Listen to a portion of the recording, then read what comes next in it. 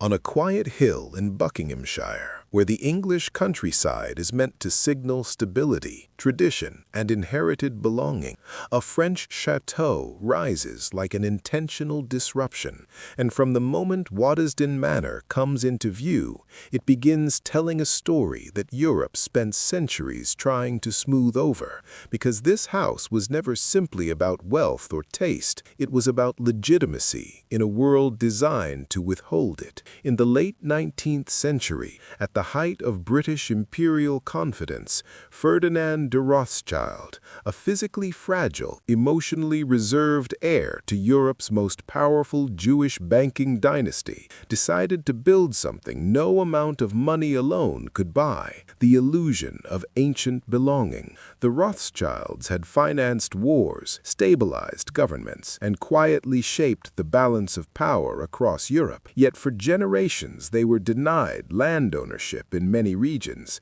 excluded from aristocratic circles, and reduced in public discourse to stereotypes that admired their money while questioning their right to exist within society at all. Ferdinand himself carried personal loss alongside this collective exclusion. The early death of his beloved wife Evelina left him devastated, and rather than retreating into private grief, he turned mourning into architecture, importing French Renaissance design to English soil and filling its rooms with royal furniture, priceless tapestries, and artworks chosen not merely for beauty but for historical authority. Waddesdon was constructed as a performance. Every gallery and staircase designed to suggest continuity, refinement, and lineage, hosting carefully choreographed weekend gatherings where princes dined, politicians lingered, and a future king walked halls built to imply centuries of noble heritage, while beneath the polished floors, an invisible army of servants moved through hidden corridors, service staircases, and ringing bells, ensuring the upstairs world appeared effortless, timeless, and serene. Yet outside the gates, Europe was hardening, and no amount of elegance could shield the Rothschilds from the growing tide of anti-Semitism that spread through newspapers,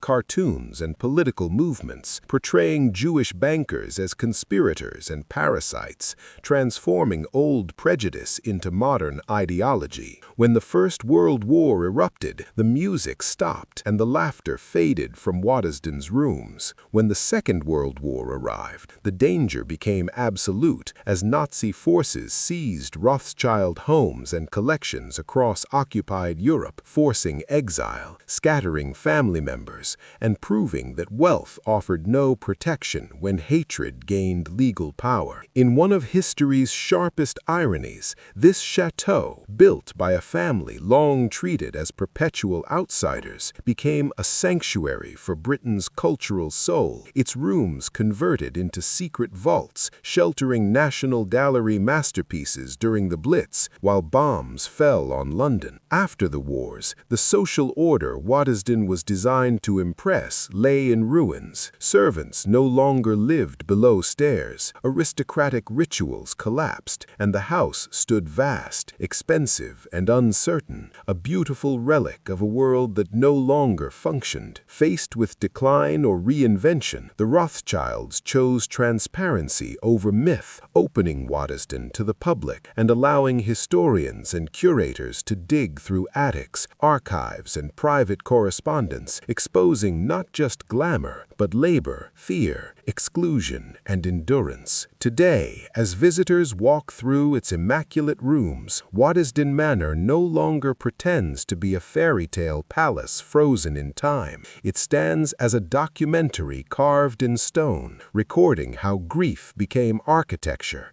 how beauty masked vulnerability, how prejudice survived prosperity, and how old money was never simply inherited but constantly defended against a world that never fully allowed its owners to belong.